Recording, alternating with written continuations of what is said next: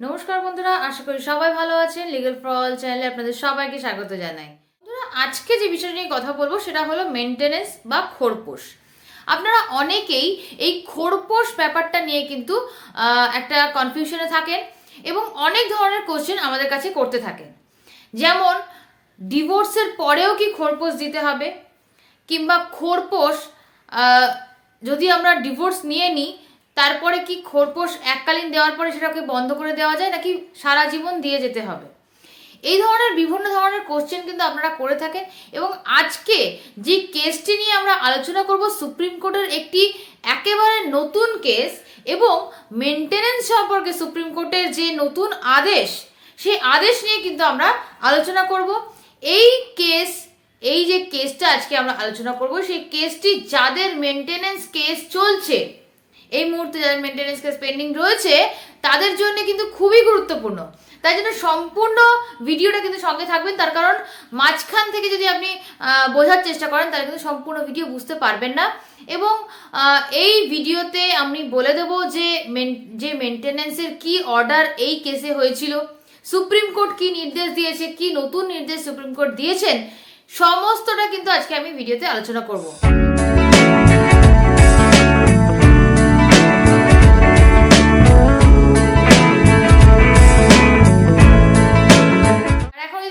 Subscribe করে না থাকেন তাহলে এক্ষুনি বলবো সাবস্ক্রাইব করে নেওয়ার জন্য, কারণ এই ধরনের আইনি আলোচনা আপনাদের সঙ্গে আমরা প্রতিনিয়ত করে থাকি। এবং সাবস্ক্রাইব করে রাখলে যখনই আমরা নতুন ভিডিও আপনাদের জন্য নিয়ে আসবো আপনারা কিন্তু সেটা দেখতে পাবেন, এবং তারপরে যে বেল আইকনটা প্রেস করে রাখেন তাহলে যখনই নতুন কোনো ভিডিও আপনাদের জন্য আমরা নিয়ে আসবো সঙ্গে সঙ্গে তার নোটিফিকেশন আপনার কাছে পৌঁছে যাবে। যে বিষয়টা নিয়ে আলোচনা করছিলাম সেটা হচ্ছে যে মেনটেনেন্স, সুপ্রিম কোর্টের নতুন কি নির্দেশ মেনটেনেন্স সম্পর্কে এসছে সেটা নিয়ে কিন্তু আলোচনা করব। যে কেসটি নিয়ে আজকে আলোচনা করবো সেই কেসটি হলো অদিতি অ্যালায়েন্স মিঠি ভার্সেস জিতেশ শর্মা। এই জাজমেন্টটা কিন্তু 6 নভেম্বর 2023 সুপ্রিম কোর্ট কিন্তু দিয়েছেন। এবার আসি এই যে কেসটা, এই কেসটার গল্পটা কি ছিল। গল্পটা এরকম ছিল যে 2008 সালে এই দম্পতির বিবাহ হয় এবং তারপরে একটি মেয়ে সন্তান অর্থাৎ কন্যা সন্তান এবং একটি পুত্র সন্তান কিন্তু তাদের জন্ম।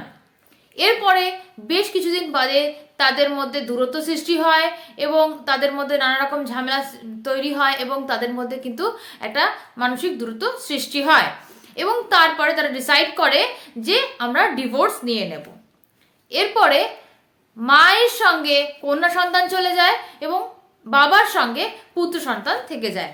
এরপর স্ত্রী সেকশন 125 সিআরপিসিতে কিন্তু মেনটেনেন্স ফাইল করেন এবং এই মেনটেনেন্স কেস চলাকালীন তাদের মধ্যে কিন্তু ডিভোর্স হয়ে যায়। তাদের দুজনের মধ্যে কিন্তু ডিভোর্স হয়ে যায়, ডিভোর্সের কেস কিন্তু তাদের কমপ্লিট হয়ে যায় এবং ডিভোর্সের ডিক্রিটা কিন্তু তারা পেয়ে যায়। কিন্তু এই মুহূর্তে কিন্তু তাদের মেনটেনেন্স কেসটা চলছিল।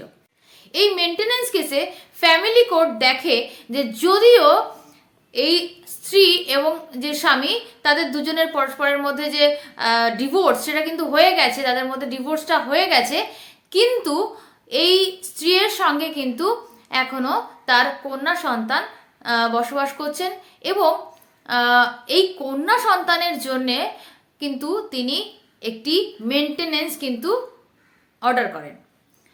তখন এই মেনটেনেন্স অর্ডার করতে গিয়ে ফ্যামিলি কোর্ট বলেন যে যদিও তাদের মধ্যে ডিভোর্স হয়ে গেছে, হয়তো অ্যালিমনিও তাদের এই ডিভোর্সের সময় স্ত্রী পেয়েছেন তার জন্যে, কিন্তু এই মাইনর যে চাইল্ড রয়েছেন, মাইনর যে মেয়ে সন্তান রয়েছে, তার ভরণ পোষণের দায়িত্ব কিন্তু অবশ্যই তার পিতার এবং মাতারও। তো সেই পিতার যে দায়িত্ব সেটা কিন্তু সে সম্পূর্ণভাবে অগ্রাহ্য করতে পারেন না। তাই জন্যে পিতাকে কিন্তু 20,000 টাকার পার মান্থ 18 বছর যতদিন না পর্যন্ত এই মেয়ের কমপ্লিট হবে ততদিন অবধি কিন্তু দেওয়ার একটি অর্ডার ফ্যামিলি কোর্ট করেন। এরপরে এই যে অর্ডার হয়, এই অর্ডারের এগেনস্টে হাজব্যান্ড কিন্তু হাইকোর্টে যান এবং হাইকোর্টে গিয়ে জানান যে তার যে ব্যবসা চলছে সেই ব্যবসায় এখন মন্দা চলছে এবং তার অর্থনৈতিক যে অবস্থা সেটা এখন খারাপ রয়েছে এবং তার কারণে সে এই 20,000 টাকা খোরপোশ কিন্তু দিতে পারছে না। এই কথা শুনে, হাজবেন্ডের এই কথা শুনে হাইকোর্ট কিন্তু কোনো কারণ না দেখিয়েই এই 20,000 টাকার মেনটেনেন্সটাকে 7,500 টাকা করে দেয়। 7,500 টাকা করে দেওয়ার পর এই যে ওয়াইফ ছিল সেই ওয়াইফ কিন্তু সুপ্রিম কোর্টে যান এই অর্ডারের এগেনস্টে এবং সুপ্রিম কোর্টে গিয়ে জানান যে হাইকোর্ট কোনো রকম কোনো কারণ ছাড়াই ফ্যামিলি কোর্টের যে 20,000 টাকার অর্ডার হয়েছিল সেটাকে কিন্তু ক্যান্সেল করে দেয় এবং 7,500 সেটাকে করে দেয়। যখন ফ্যামিলি কোর্ট কিন্তু সম্পূর্ণ কারণ দেখিয়ে তবেই কিন্তু এই অর্ডারটি করেছিলেন, কিন্তু সেক্ষেত্রে কিন্তু হাইকোর্ট কোনো ধরনের কোনো কারণ দেখাননি, বরঞ্চ শুধুমাত্র তার মেনটেনেন্সটাকে কমিয়ে 7,500 টাকা করে দিয়েছেন। এরপর সুপ্রিম কোর্ট দুপক্ষের সওয়াল জবাব শোনার পর তার শুনানির সময় সুপ্রিম কোর্টের দুটি ল্যান্ডমার্ক জাজমেন্ট নিয়ে কিন্তু অ্যানালাইজ করেন এবং অ্যানালাইজ করার পর তার এই বক্তব্য সুপ্রিম কোর্ট কিন্তু শোনান যে প্রথমত যে কেসটি নিয়ে তিনি বলেন রজনীশ ভার্সেস নেহা 2021, যে কেসটি নিয়ে কিন্তু সমস্ত ভারতে শোরগোল পড়ে গেছিল। এই কেসটি নিয়ে কিন্তু সমস্ত ভারতে শোরগোল পড়ে গেছিল এবং সেই কেসটি কিন্তু অ্যানালাইজ করেন সুপ্রিম কোর্ট এই জাজমেন্টের ক্ষেত্রে এবং জানান যে মেনটেনেন্স কেসের ক্ষেত্রে ওয়াইফ কিন্তু হাজবেন্ডের ইনকাম বাড়িয়ে চড়িয়ে দেখায় যাতে বেশি মেনটেনেন্স পাওয়া যায়, অপরদিকে হাজবেন্ড কিন্তু তার ইনকামকে কমিয়ে দেখায় এবং দেখায় যে তার অনেক বেশি লাইবিলিটি রয়েছে, অনেক বেশি খরচ রয়েছে। এই কারণে যে জাজ যে আছেন তার কিন্তু বোঝার অসুবিধা হয় যে আসল ঘটনাটা কি, কে সত্যি কথা বলছে, এবং সে যখন বুঝতে না পারে তো তার জাজমেন্ট দিতে কিন্তু অসুবিধা হয় এবং উল্টোপাল্টা একটি জাজমেন্ট কিন্তু এসে যায়, অর্থাৎ সঠিক জাজমেন্ট কিন্তু হয় না। এই কারণের জন্য সুপ্রিম কোর্ট নির্দেশ দেন যে যখনই সারা ভারতে যখনই মেনটেনেন্স কেস ফাইল হবে তখনই কিন্তু একটি এফিডেভিট অফ অ্যাসেট অ্যান্ড লাইবিলিটিজ এর একটি এফিডেভিট কিন্তু দিতে হবে। এই এফিডেভিটে হাজবেন্ড তার ইনকাম এবং লাইবিলিটিস জানাবে, অপরদিকে ওয়াইফও তার ইনকাম এবং লাইবিলিটিস জানাবে।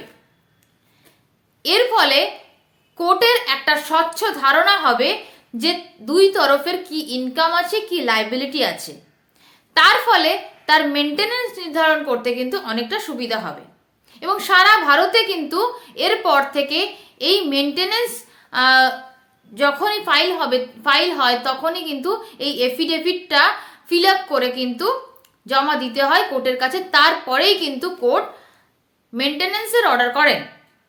দ্বিতীয়ত যে কেসটি নিয়ে অ্যানালাইজ করেন সেটা হচ্ছে নেহা ত্যাগী ভার্সেস দীপক ত্যাগী 2022।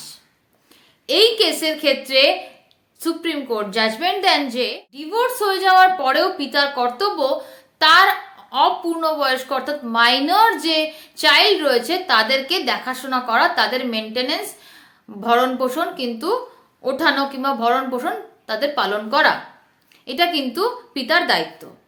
এই কারণে ডিভোর্স যদি বা হয়ে গিয়ে থাকে তা সত্ত্বেও কিন্তু পিতার মেনটেনেন্স, বাচ্চাদের মেনটেনেন্স অবশ্যই দিতে হবে, সঠিকভাবে দেখভাল এবং তাদের সঠিকভাবে তারা বড় হয়ে উঠতে পারে। এবং এই কেসেও কিন্তু অর্থাৎ যে কেসটি নিয়ে আমরা আলোচনা করছিলাম সেই কেসেও কিন্তু এই একই ঘটনা ঘটেছে, তাই জন্যে বাবার দায়িত্ব কিন্তু থেকে যায় তার মাইনর চাইল্ডকে দেখাশোনা এবং প্রতিপালনের।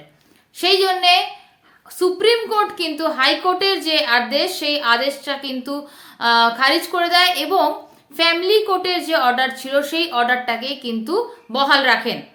এর ফলে হাজবেন্ডকে কিন্তু 20,000 টাকার যে মেনটেনেন্সের অর্ডার হয়েছিল সেই হিসেবেই কিন্তু আবার প্রতি মাসে 18 বছর বয়স না হওয়া অবধি, অর্থাৎ 18 বছর বয়স অবধি কিন্তু হাজবেন্ডকে ওই কন্যা সন্তানের মেনটেনেন্স চালিয়ে যেতে হবে।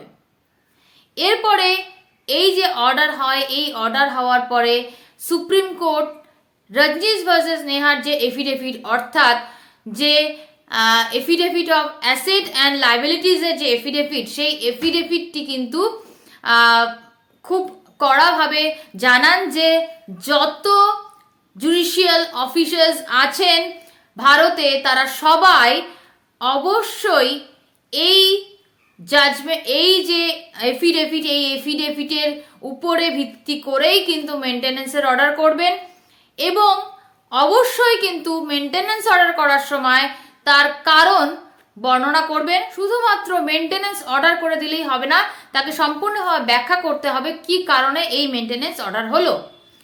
এই যে নির্দেশ সুপ্রিম কোর্ট সমস্ত জুডিশিয়াল অফিসারদের উপরে দিয়েছেন, সেই নির্দেশ কিন্তু অক্ষরে অক্ষরে পালন করা হবে এবং সুপ্রিম কোর্ট যেহেতু সর্বোচ্চ আদালত, সেই আদালতের নির্দেশ অবশ্যই সমস্ত কোর্টের জুডিশিয়াল অফিসারদের মানতে হবে।